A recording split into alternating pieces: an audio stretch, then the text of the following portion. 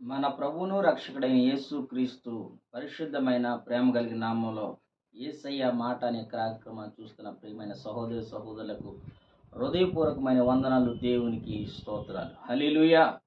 గడిచిన కొద్ది కాలంగా ప్రభు సన్నిధిలో కొన్ని విషయాలు ప్రభు మనతో మాట్లాడుతుండగా మన ప్రాణాత్మ శరీరాలు నిందారహితంగా మార్చబడినట్లుగా, దేవుని సన్నిధిలో సంపూర్ణ సిద్ధి నొందినట్లుగా ప్రభు ఆ మాట ద్వారా మన ఆత్మీయ జీవితాన్ని మరింత లోతులకు నడిపించేటట్లుగా ప్రభు గొప్ప కార్యాలు మన పక్షమై చేయునుగాక. ఆమెన్. హల్లెలూయా. ప్రియమైన సహోదరి సహోదరులారా, గడిచిన కొద్ది కాలంగా ఒక మాట మనం ధ్యానం చేస్తున్నాం. యేసు క్రీస్తు ప్రభు ఎదుట మనం నిలబడడానికి కావలసినటువంటి శక్తిని, బలాన్ని మనం ఎలాగూ పొందుకోవాలనేది ఈరోజు కూడా కొన్ని విషయాలు పరిశుద్ధ గ్రంథంలో నుండి మనం చూడగలిగితే, యేసు క్రీస్తు ప్రభు మాటలు ఆయన ఎదుట నిలబడడానికి కావలసినటువంటి శక్తిని, బలాన్ని ప్రభు మనకు అనుగ్రహించేటట్లుగా, యేసు క్రీస్తు ఎదుట నిలబడగలిగిన శక్తి, సామర్థ్యాలు మనకు ఎలా కలుగుతాయో చాలా విషయాలు ప్రభు మనతో మాట్లాడుతూ వచ్చారు. అటువలే క్రీస్తు సంఘమును ప్రేమించి దాంట్లో కళంకమైన ముడతైనను లేకుండా, అట్టిది మరేదైనా ఉండకుండా దానిని పరిశుద్ధమైనది గాను, నిర్దోషమైనది గాను, మహిమ కలిగిన సంఘం గాను దేవుని ఎదుట నిలబెట్టుట కొరకు దేవుడు చేయనుకున్న మరొక ఆలోచన, వాక్యం అనే ఉదకము చేత నిన్ను పవిత్రపరచాలని కోరుకుంటున్నాడు. వాక్యంతో మనిషిని పరిశుద్ధపరుస్తానని దేవుని వాక్యం ఏమిటి అనంటే, మనకి ఇవ్వబడిన ఈ పరిశుద్ధ గ్రంథం ఏమిటి అనంటే దేవుని మాట. హల్లెలూయా. ఈ మాటలు మనిషిని బ్రతికించగలవు. ఈ మాటలు మనిషిని జీవింపజేయగలవు. ఈ మాటలు సర్వ శరీరులకి, నరమాడుతున్న ప్రతి నరునికి బ్రతికించగలిగిన మాటలు మనం ప్రకటిస్తున్నటువంటి, మనం ఆరాధిస్తున్నటువంటి దేవుని సన్నిధిలో నేర్చుకున్నటువంటి విషయాలు మన ఆధ్యాత్మిక జీవితానికి బలమును చేకూర్చునుగాక. ఏ మనిషి అయినా బలము చేత కానీ, శక్తి చేత కానీ జీవించలేడు. కానీ దేవుని నోట నుండి వచ్చే మాటను బట్టి ప్రతి మనిషి బ్రతుకుతాడు. మనకున్న ఆస్తి, ఐశ్వర్యాలు, సంపద, ధనభోగం, ఎన్ని కోట్ల రూపాయల ఆస్తులున్నా, అంతస్తులున్నా, బహుకాలం సరిపడి స్థిరపడగలిగిన ఆస్తి వాస్తులు నీకున్న, వాటిని బట్టి నువ్వు జీవించలేవు. కానీ నిన్ను బ్రతికించేది ఏంటంటే దేవుని మాట. హల్లెలూయా. ఈ యేసయ్య మాట నీ జీవితాన్ని ఆశీర్వాదకరంగా మారుస్తుంది. దేవుని సన్నిధిలో మనం చూడగలిగితే, దేవాది దేవుడు మనం కోరుకుంటున్న విషయం ఏంటంటే, వాక్యముతో నిన్ను ఉదక స్థానం చేస్తాడు. వాక్యం అనగా ఏమిటి అనే సంగతి మనకు అర్థం అవ్వాలి. వ్యక్తిగత జీవితంలో దేవుని వాక్యం మనం ఎలాగ బలపరుస్తుంది, వ్యక్తిగత జీవితంలో, ఆత్మీయ జీవితంలో మన స్థాయిని పెంచాలి అని అంటే మనం వాక్యం చేత ఎలాగో కడగబడాలి, వాక్యం మనల్ని ఎలా కడిగి శుద్ధీకరిస్తుందనే విషయాలు ఈ పగటి పూట ప్రభు సన్నిధిలో మనం నేర్చుకోవాలని ప్రియ సేవకుడిగా మీకు తెలియజేస్తున్నాను. ప్రియ సహోదరి సహోదరులరా, దేవుని వాక్యంలో రాయబడిన మాట ఏంటంటే, నిన్ను ఆయన ఎదుట నిలబెట్టుకోవాలని, ఆయన ఎదుట నువ్వు నిలబడగలిగిన శక్తి నీకు కావాలి అంటే, క్రీస్తు యేసు ఎదుట నిలబడడానికి ఈ నరమాత్రుడు ఎలా సాహసించాలి, ఎలా నిలబడాలి అని అంటే, పరిశుద్ధ గ్రంథంలో చెప్పబడుతున్న మాట ఏంటంటే, నీవు ఆయన వాక్యం అనే ఉదకం చేత నువ్వేం చేయబడాలి అంటే పవిత్రపరచబడాలి. హల్లెలూయా. వాక్యంతో ఎలా పవిత్రపరచబడతాము అని అంటే, కీర్తన గ్రంథంలో ఒక మాట రాస్తుంది. ఏమిటి అంటే, 119వ కీర్తన 105వ వచనంలో రాయబడిన మాట ఏంటంటే, నీ వాక్యము నా పాదములకు దీపము, అది నా త్రోవకు వెలుగై ఉన్నది అని. అంటే దేవుని వాక్యం ఏమైందంటే నా పాదములకు దీపంగా ఉంది. అంటే నేను వెళుతున్న చోట కానీ, చేస్తున్న ప్రయాణంలో కానీ, నా ఆత్మీయ జీవితానికి అది ఎలా ఉంటుందని అంటే దీపంలా ఉందట. హల్లెలూయా. దేవుని వాక్యం ఏమిటి అంటే దీపం లాగా నిన్ను నడిపిస్తుంది. నేను వెళుతున్న మార్గంలో నాకు ఏదైనా కనబడలేదు అనుకోండి, నాకు నా ఆత్మీయ జీవితంలో ఎదుగుతున్న విశ్వాసి కానీ, ఒక సేవకుడు కానీ, ఎవరైతే దేవుని సన్నిధిలో నడిపించబడుతున్నారో, నువ్వు పవిత్రపరచబడడానికి కారణం ఏంటంటే దేవుని వాక్యం నీ పాదములకు దీపంగా మారాలి. పాదాలకి దీపంగా అంటే ఎట్లా వేయగారు? పాదాలకి దీపం అంటే ఎలా అని అంటే, దేవుని వాక్యం నీ హృదయంలో ఉంటే నువ్వు వెళుతున్న చోటు ఎలా ఉంటుందంటే పవిత్రమైన స్థలాలకు వెళతావు. కారణం ఏంటంటే దేవుని వాక్యం నీలో ఉంది కనుక నువ్వు వెళుతున్న ప్రతి స్థలం ఆశీర్వాదకరమైన మార్గం మార్చబడుతుంది. హల్లెలూయా. బైబిల్ గ్రంథంలో భక్తుడైన యోబు కోసం రాసింది ఏమనంటే, నేను పెట్టిన అడుగెల్లా నేజులో పడుతుంది. అంటే తను ఏది పని పూనుకున్నా జయము తప్ప అపజయం ఎరగని వాడిగా మనం చూడగలం. అంటే తన జీవితంలో ఏది దాన్ని పాటిస్తున్నాడంటే దేవుని వాక్యాన్ని తన హృదయంలో దాచుకున్నాడు. ఆ వాక్య ప్రకారంగా నడిపించబడుతుంటే ఎక్కడికి వెళ్ళినా జయమే కనపడుతుంది. అపజయం అనేది తన జీవితంలో లేకుండా మన పరిశుద్ధ గ్రంథం యోబు గారిని గురించి మనం చూడగలం.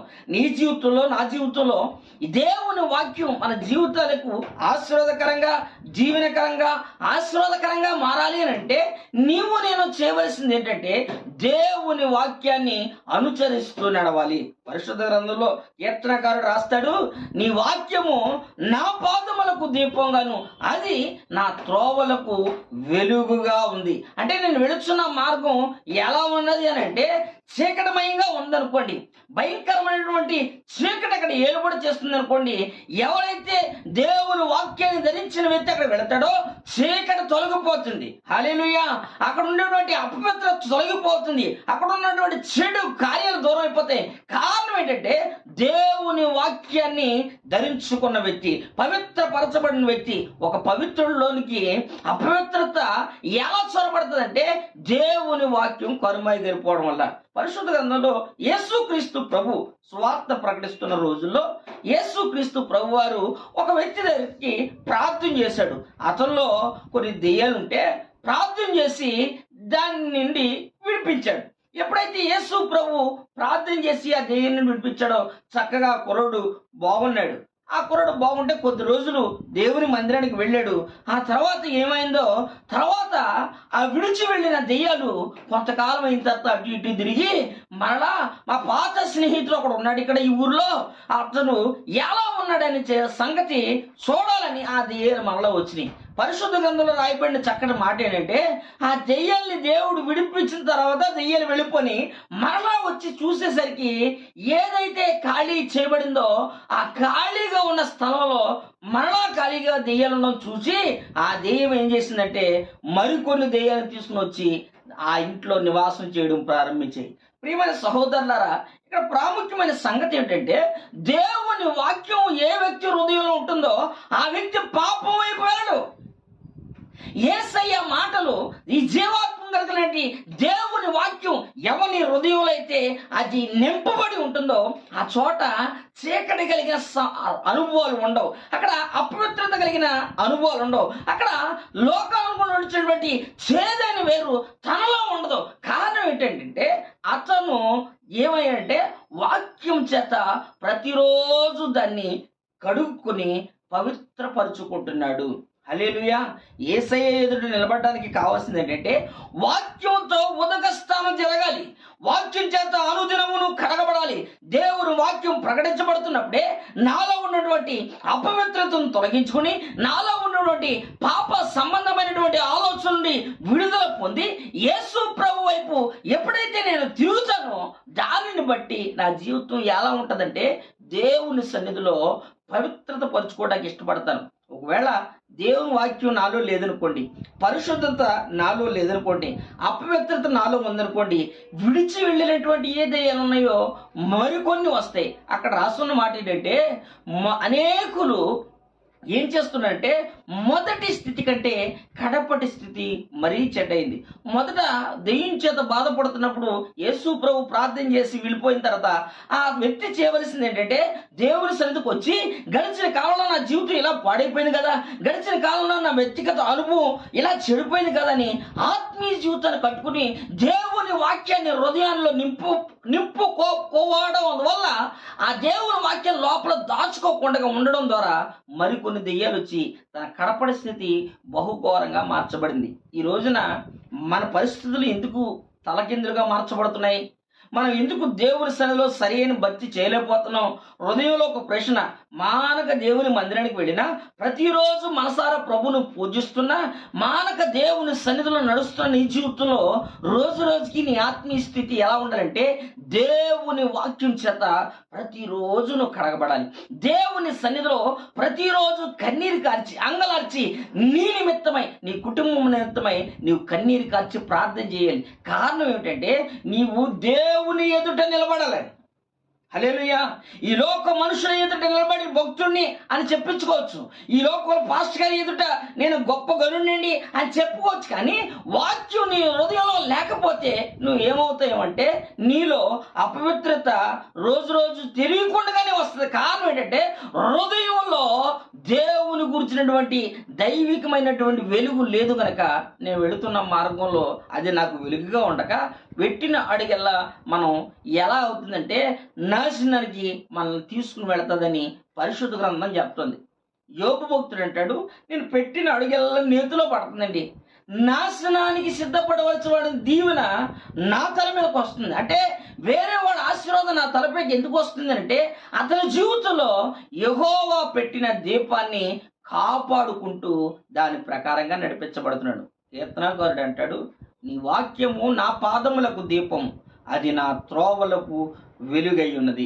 దేవుని వాక్యం ఎవరైతే తన హృదయాల్లో దాచుకుని దాని ప్రకారంగా నడుస్తారో అది వాళ్ళకి దీపం మాత్రమే కాదు, కానీ వెలుగుగా మార్చబడుతుంది. మరొక మాట మనం చూడగలిగితే పరిశుద్ధ గ్రంథంలో నుండి మనం కీర్తన గ్రంథం 119వ అధ్యాయం 11వ వచనం రాయబడిన మాట ఏంటంటే, దేవుని వాక్యం ఏ వ్యక్తి జీవితంలో, ఏ వ్యక్తి హృదయంలో అయితే ఉంటుందో ఆ వ్యక్తి ఎలా మారతాడని రాస్తుంది అని అంటే, నీ ఎదుట నేను పాపం చేయకున్నట్లు నా హృదయంలో నీ వాక్యమును ఉంచుకుని ఉన్నాను. దేవుని వాక్యం ప్రకారంగా నీ హృదయంలో ఉంటే నువ్వు ఎక్కడికి వెళ్ళవంటే పాపం వైపు వెళ్ళవు. ఎవరి హృదయంలో అయితే దేవుని వాక్యం ఉంటుందో ఆ వ్యక్తి ఎలా ఉంటాడంటే, నీ ఎదుట నేను పాపం చేయకున్నట్లు నా హృదయంలో నీ వాక్యాన్ని ఉంచుకుని ఉన్నాను. అంటే ఒక వ్యక్తి దేవుని వాక్యం నడిపిస్తుంది ఎక్కడికనంటే పరిశుద్ధులు కలిగిన స్థలాల వైపు, పరిశుద్ధులతో సహవాసం వైపు, పరిశుద్ధులతో కలిసి సహవాసం చేయగలిగిన అనుభవం దేవుని వాక్య ప్రకారంగా నడిచే వ్యక్తి కనిపిస్తుంది. ఒక వ్యక్తి జీవితంలో అపవిత్రతలు ఎదురవుతున్నా, ఒక వ్యక్తి జీవితంలో కన్నీళ్లు ఎదురవుతున్నా, ఆ వ్యక్తి జీవితం ఆస్వాదకరంగా మార్చబడాలంటే, దీవెనకరంగా మార్చబడాలంటే, దేవుని సన్నిధిలో నువ్వు చేయగలిగిన భక్తి స్థాయిని చేయాలి అంటే నువ్వు చేయవలసిన పని ఏమిటంటే, దేవాది దేవుడు నీలో కోరుకుంటుంది ఏమిటంటే, దేవుడు నిన్ను ప్రేమిస్తున్నాడు. ఎందుకని ప్రేమించాడు ఆయన అంటే, నాలో ముడతైనను కడంకమైనను అట్టిది మరేదైనను లేకుండా పరిశుద్ధమైనది గాను నిర్దోషమైనది గాను మహిమ కలిగిన సంఘము గాను ఆయన ఎదుట నేను నిలబడాలని. ఆయన ఎదుట నేను నిలబడడానికి కావాల్సింది ఏంటంటే, ఆయన వాక్యం ప్రతిరోజు నన్ను ఏం చేయాలంటే బాగు చేయాలి.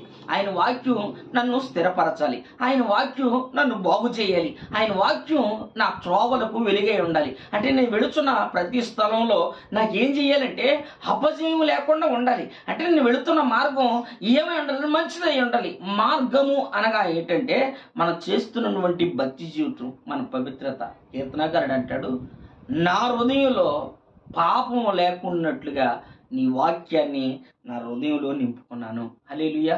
భక్తుడు చెప్తున్నాడు, నేను నా హృదయంలో పాపం వండుకుంటున్నట్లు నీ వాక్యాన్ని నా హృదయంలో దాచుకున్నాను. అంటే మన జీవితంలో ఏ వ్యక్తి జీవితంలో అయితే దేవుని వాక్యం ఉంటుందో ఆ వాక్యాన్ని దాచుకున్న నీ జీవితంలో నువ్వు ఎలాగూ ఫలిస్తావు, ఎలాగూ ఫలించాలి, నువ్వు ఎలా ఆత్మీయ జీవితం కొనసాగించాలంటే, దేవుని వాక్యం పాదములకు దీపమై ఉన్న వాక్యం ఏం చేయాలంటే నీకు త్రోవలు చూపించింది. దేవుని మార్గం ఇంతకుముందు నా జీవితంలో యేసయ్యని ఎరగక ముందు నా త్రోవలు వంకర త్రోవలు, నేను భయంకరమైన వ్యక్తిని, భయంకరమైనటువంటి అనుభవాలు కలిగిన నా జీవితంలో, మన జీవితంలో యేసయ్య దగ్గరకు వచ్చిన తర్వాత నీ త్రోవలు వెళుతున్న మార్గం నువ్వు ఎలాగ ఉండాలంటే అది దేవుని వాక్యం చేత ఆయన వెలుగుగా మారుస్తాడు. ఎప్పుడు అని అంటే దేవుని వాక్యం నీ హృదయంలో దాచుకున్నప్పుడు. దేవుని వాక్యం నీ హృదయంలో ఉంటే నీలో ఉండే అపవిత్రత బయటికి పోతుంది. దేవుని వాక్యము అపవిత్రత రెండు ఒక చోట నివాసం చేయలేవు. ఒక వరలో రెండు కత్తులు పెట్టలేం, కానీ దేవుని వాక్యమైనా నీ హృదయంలో ఉండాలి, లేదంటే పాపమైనా ఉండాలి. రెండు కలిసి ప్రయాణం చేస్తే ఏమంటే లోకంలో సాగుతుంది.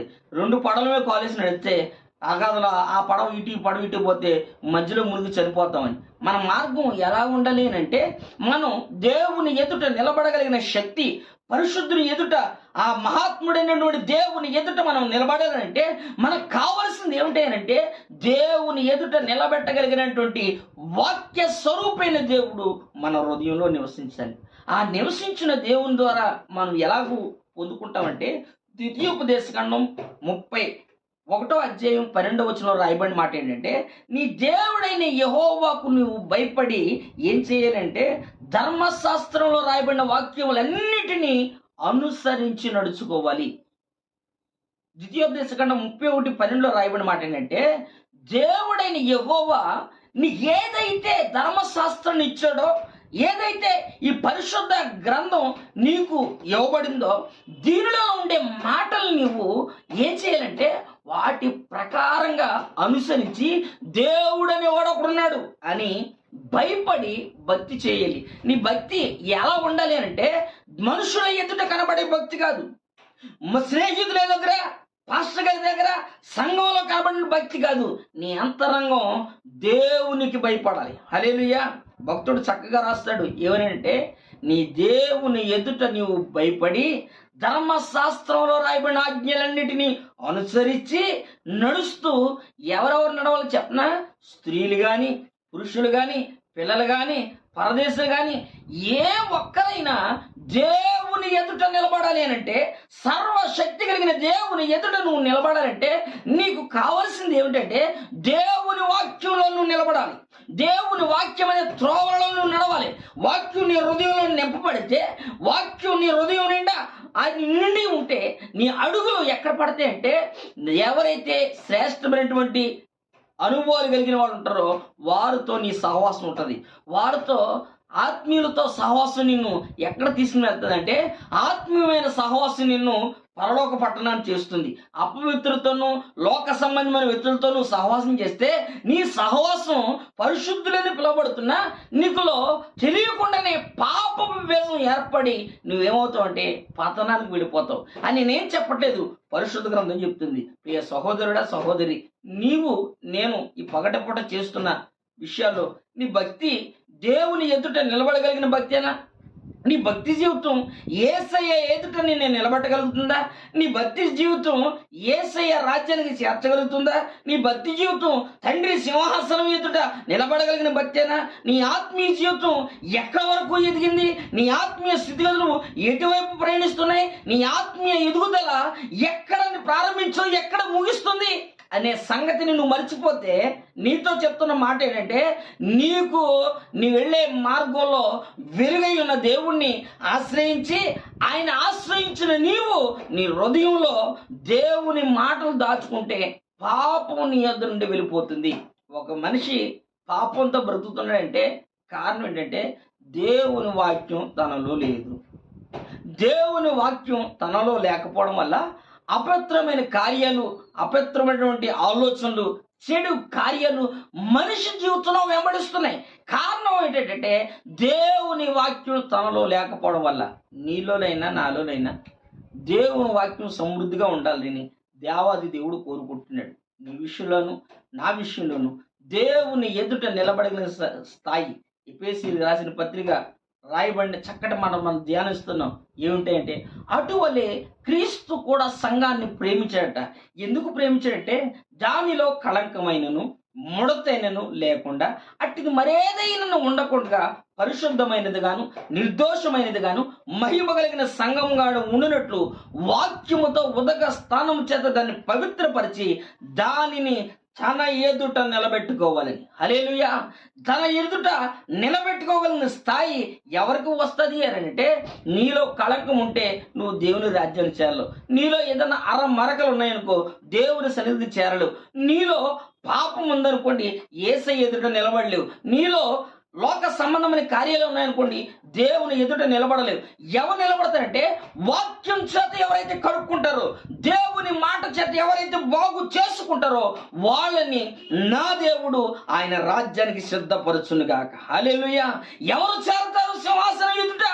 ఆయన ఎదుట నిలబడగలిగిన శక్తి సామర్థ్యాలు ఎవరికి వస్తాయి అనంటే, ఎవరైతే దేవుని మాటల ప్రకారంగా, దేవుని వాక్యం నా పాదములకు దీపంగాను, ఆయన వాక్యం నా త్రోవల్లో వెలుగుగాను, ఆయన వాక్యం నా హృదయంలో దాచుకున్నాక పాపం నా దగ్గరికి రాకుండా ఎవరైతే ప్రజలు పరిశుద్ధత విషయంలో దేవుని పట్టుకుని బ్రతిమలాడతారో, ఎవరైతే అలాగ ఆరాట పడతారో వాళ్ళని దేవుని ఎదుట నిలబెట్టుకుని ఆయనతో కలిసి సింహాసనం దగ్గర ఆసీనుడు అవడానికి దేవాదేవుడు పిలుస్తున్నాడు. మన పిలుపు దర్శనం దేని కొరకంటే ఆస్తులు సంపాదించుకోవడం కాదు, అంతస్తులు సంపాదించుకోవడం కాదు, భోగ భాగ్యాలు సుఖ భోగాలు సంపాదించుకునేదాన్ని కాదు. దేనికై అంటే అనేకులు నశించిపోతున్న వాడిని దేవుని రాజ్యానికి నువ్వు సిద్ధపరచాలంటే మొదట నేను పరిశుద్ధుడిగా మారాలి, మొదట నేను యోగ్యుడిగా కనబడాలి, మొదట నేను అనేకులను బాగు చేయగలిగిన కృపా సహితమైన మాటల చేత మొదట నేను నింపబడాలి. నేను నింపబడితే అనేకులను మార్చగలిగినటువంటి స్థాయి నాకు వస్తుంది.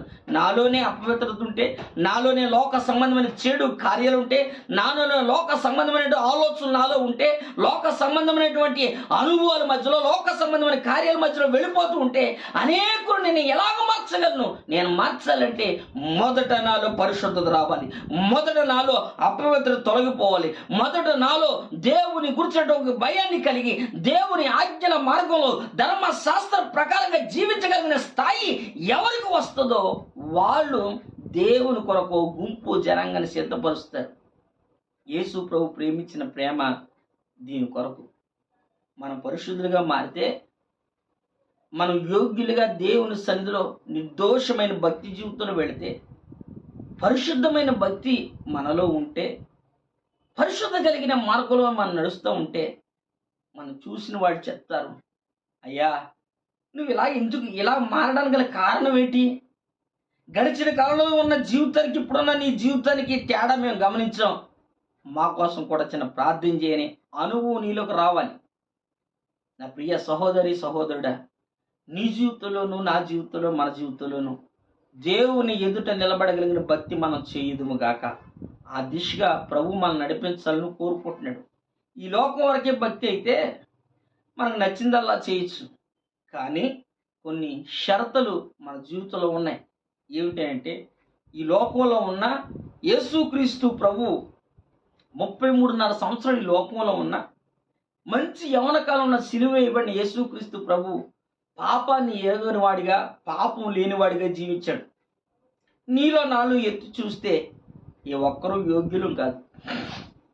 ప్రతిరోజు దేవుని వాక్యం చేత మనం కడుక్కోవాలనేది దేవుని ఆలోచన.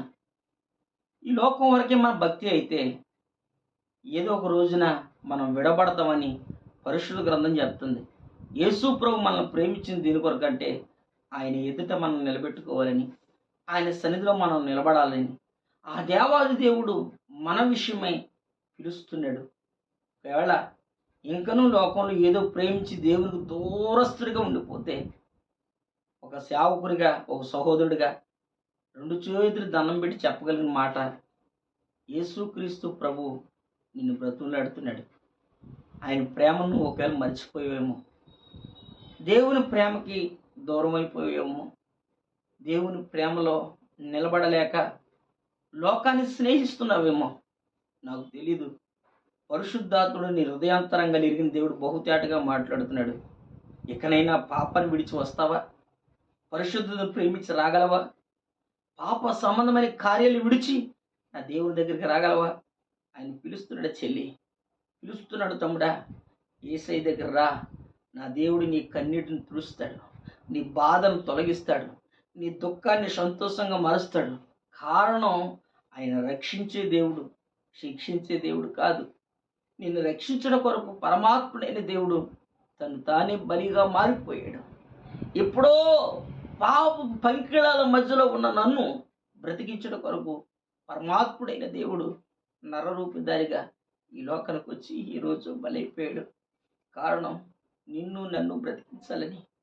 ఆయన ఎదుట నిలబెట్టుకోవాలని, ఆయన ఎదుట సాగిలపడాలని, నేను ఆయన వలే మార్చుకోవాలని కోరుకుంటున్నాడు. సాతానుడు ప్రేరేపిస్తున్నాడు తల్లి, లోకంలో ఏవేవో చూపించి, లోకంలో ఏవేవో నీ ఎదుట నిలబెట్టి నిన్ను స్నేహిస్తున్నాడు. వాటి వైపు వెళ్ళొద్దు. నీ ముగింపు భయంకరంగా మార్చబడుతుంది. దేవుని దగ్గరికి రా, దేవుని సన్నిధిలో బ్రతులాడు, దేవుని సన్నిధిలో కన్నీరు కాచు, దేవుని ఎత్తుట ఒప్పుకో, దేవుని పాదాల మీద పడు. అయ్యా నీవే నా దిక్కయ్యని యేసు వైపు నువ్వు చేతులు ఎత్తగలిగితే ఆయన నిన్ను ప్రేమిస్తున్నాడమ్మా. నిన్ను మర్చిపోయేటకు ఆయన నరుడు కాడు, ఆయన అన్యాయస్తు కాదు. ప్రేమ కలిగిన దేవుడు, బహుశీలి కలిగిన దేవుడు, బహు వింతైన ప్రేమతో ప్రేమించిన దేవుడు. ఆ ప్రేమను గుర్తిరిగి అయ్యా నీ మాట వింటానయ్యా, ఇక లోకం వైపు వెళ్ళనయ్యా, నేను వాళ్ళ వైపు చూడనయ్యా, గడిచిన కాలంలో నా జీవితం అపవిత్రం అయిపోయిందని ప్రభువు దగ్గర పాదాలు ఉంచగలిగితే నా దేవుడు నీ ఎడల కృప చూపును గాక, నా దేవుడు నీ ఎడల జాలి చేసుకును గాక, నిన్ను కరుణించును గాక, నిన్ను రక్షించును గాక. రక్షకుడా నిన్ను కరుణించని ప్రభుతో ఒక తీర్మానం చేయగలిగితే తల వంచండి, చిన్న ప్రార్థన చేసుకుందాం. ప్రేమ స్వరూపి పరిశుద్ధుడు